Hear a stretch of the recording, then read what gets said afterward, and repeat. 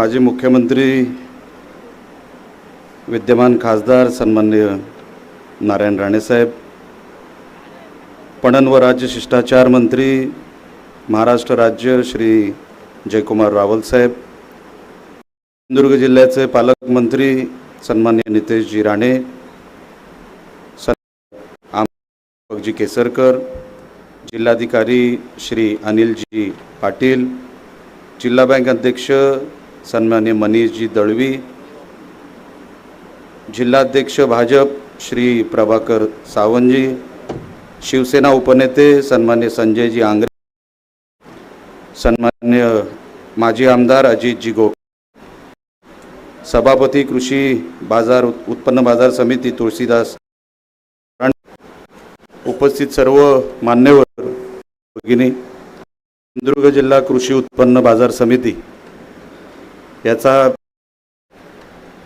कार्यक्रम इथे आज आयोजित करण्यात आला आहे। अतिशय उत्तम उपक्रम बाजार समितीने इथे आयोजिला। माझ्या अगोदरच्या सगळ्याच वक्त्यांनी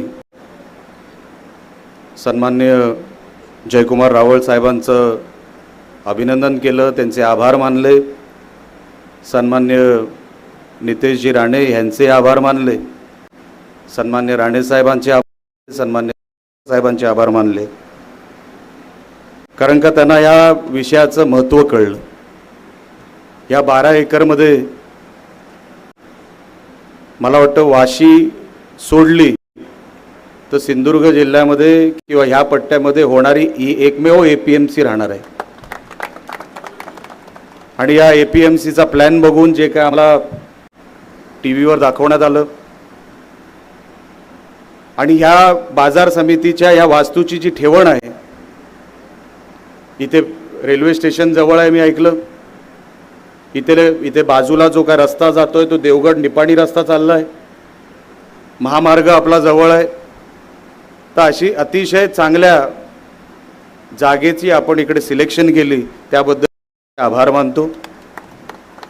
सन्मान्य तुलसीदास राव राणेजी, आपण ह्या वास्तूसाठी खूप मेहनत केली, खूप धडपड केली, पण आता काम आपलं अजून जे काय वाढणार आहे ते आत्तापासून वाढणार आहे। आपण हे सगळं मंजूर करून आणलं, रावल साहेबांनी आणलं, नितेश राणेंनी आणलं, सगळ्या नेत्या मंडळींनी आणलं, पण ह्या 12 एकरचा हा जो परिसर आपण जो इथे निर्माण करणार आहे, जो उभा करणार आहे, ते चालवायचं कसं, ते कुठल्या दर्जाचं चाललं पाहिजे, त्यात आता आपल्या हातात आहे। कारण का आपण APMC म्हटलं तर ॲग्रिकल्चर प्रोड्यूस मार्केट कमिटी म्हणतात त्याला। ह्या कमिटीच्या माध्यमातून ही बाजार समिती चालणार आहे। करते कुठल्या दर्जाचं काम करते, आता आपण सगळी मागणी इकडे केली। साहेब प्लॅन आपण दाखवला, आपण कदाचित पालकमंत्र्यांना दाखवला असेल, मध्ये आपण हे सगळं माझी विनंती आहे पालकमंत्री साहेब, ह्या APMC मध्ये हे उभं करत असताना इकडे एक पण AC ची रूम करू नका, इकडे आराम करता येईल अशी एकही रूम करू नका। कॉन्फरन्स असू दे, AC कॅबिन मध्ये असू दे, पण ते कॅबिन सगळे उघडे दिसले पाहिजे अशी APMC आपल्याला इथे सुरू करायची। कारण काय शेतकऱ्यांसाठी APMC आपण उभी करतोय। आपण एवढी मोठी वास्तू इथे उभी करत असताना जे वाशीला घडलं ते परत आपल्या जिल्ह्यामध्ये घडता कामा नये। आज वाशीमध्ये रावल साहेबांना माहिती असेल, वाशीमध्ये APMC कमिटीच नाही, ते किती महिन्यांपासून नाहीये, किती वर्षांपासून नाहीये, त्याची कारणं काय आहेत त्याच्यामध्ये मी आज जाणार नाही। पण आपण इकडे APMC इथे उभी करत असताना आपल्याला या सगळ्या गोष्टीची काळजी घेतली पाहिजे। कारण का आपण राणे साहेबांची वास्तू म्हणतोय, राणे साहेबांची संकल्पना म्हणतोय, तर त्या दर्जाची वास्तू इथे उभी राहिली पाहिजे। तुलसीदास राणे साहेब, इकडे आपण कामगार आणि इकडे आपण रोजगार देणार याचा उल्लेख केला, पण साहेब आपण त्या गोष्टीची दक्षता घेतली पाहिजे। जेव्हा कामगार उलाढाल इथे सुरू होईल, माथाडी कामगाराच्या नावावर इकडे संघटना उभारतील, इकडे संघटनेचं काम सुरू होईल, तर इकडे काही नेते असे तयार व्हायला नको जे आमच्या शेतकऱ्यांना त्रास देतील, असे नेते तयार होता कामा नाही। कारण का आपण माथाडीची जेव्हा इकडे व्यवस्था उभी करू, कामगार व्यवस्था उभी करू, कारण का हे सगळे जे काही दिसले, दळवी साहेब आपण जिल्हा बँकेच्या माध्यमातून या वास्तूला लोन दिलंय, खरं तर तुमचं मनापासून अभिनंदन. महाराष्ट्रात नव्हे तर देशामध्ये आपण एक उदाहरण तयार केलं, मनापासून तुमचं कौतुक करतो. एक दुसरं उदाहरण कुडाळ मालवणला जरी सुरू केलं तरी माझी काय हरकत नाही, तुमचं डबल कौतुक करू. कारण काय हे धाडस आपण केलं. राणे साहेबांनी त्यांना स्टेजवरून जेव्हा बोलवलं, त्यांनी त्यांना विचारलं की मनीष, हे 2.25 कोटीचं लोन कसं दिलं ते मला सगळी व्यवस्था नंतर सांग. कारण का या बाजार समितीला तुलसीदास राणे साहेब आपल्याला रिपेमेंट करायची आहे. आपण भात खरेदी जे करतो, आता मी हा अहवाल, वार्षिक अहवाल मी इकडे बघत होतो, आपल्याला भाताचा पर क्विंटल भाव किती मिळाला, शेतकरी बोनस मागतोय, ह्या अहवालामध्ये त्याचा उल्लेख आहे. आपण जवळपास 16 कोटीची आपण उचल घेणार आहोत किंवा घेतलेली आहे 23-24 मध्ये. या अहवालामध्ये जेव्हा आपण 16 कोटीची फक्त भात शेतीची उचल करणार आहोत, तर तो शेतकरी आपल्याला मागतोय का, आपण इथून त्यांना देणार काय आहोत, ह्याचा कधीतरी बॅलन्स आपल्याला जर कळला, ह्याच्यासारखी यशस्वी एपीएमसी आपण महाराष्ट्रात चालू. जे वाशीमध्ये आपल्याला काय दिसतं, लँडिंग स्पॉट दिसतात, लँडिंग स्पॉटमध्ये गर्दी दिसते, कचरा दिसतो, रॉ मटेरियल पडलेले दिसतात, तो कोण उचलतो का नाही माहित नाही, पण आपल्याला खाली पसारा दिसतो. चकाचक कॅबिन दिसतात सगळ्यांची, वरती चकाचक कॅबिन आहेत सगळ्यांची. आपल्याकडे पण चकाचक कॅबिन व्हावेत, व्यवस्था आपणही द्यावीत, पण ती पारदर्शकता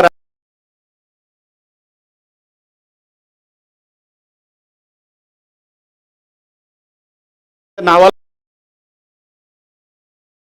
उल्लेख केला मनीष दळवी साहेब, आपण कुडाळच्या जागेचा उल्लेख केला, ते आता राहुल साहेब त्याच्यावरती निर्णय घेतील. पण साहेब माझा मधोमध अडकलेला आहे. राणेंचा मतदारसंघ नितेश राणेंचा मतदारसंघ कणकवली, केसरकर साहेबांकडे सिंधुरत्न स्कीम आहे, त्यांचा मतदारसंघ हा सावंतवाडी, मी मधोमध आहे. आम्ही फक्त दोघांना हातच दाखवतोय की आमच्याकडे द्या. नितो साहेब तुम्ही घ्याल अशी मला खात्री आहे, घेतोय. कारण का 10 वर्षाचा बॅकलॉग आहे साहेब, 10 वर्षाचा बॅकलॉग आहे. नितेश पालकमंत्री झाल्यापासून केसरपासून एक धीर आहे, पण महागाईची सवय काय जात नाही साहेब, महागाईची सवय काय जात नाही. की किती जरी मोठी उलाढाल असली तरी आपल्या मतदारसंघाची उलाढाल पण वाढली पाहिजे, ह्याच्यासाठी आजचा हा उल्लेख केला. कारण का ही व्यवस्था ही जिल्ह्याची व्यवस्था आहे. शेतकरी आपल्या जिल्ह्याचा इकडे येणार आहे, शेतकरी इकडे जिल्ह्यातला इकडे आल्यानंतर त्याला हे आपलंसं वाटलं पाहिजे. माझा भात इथे आता मला वाटतं भात आहे,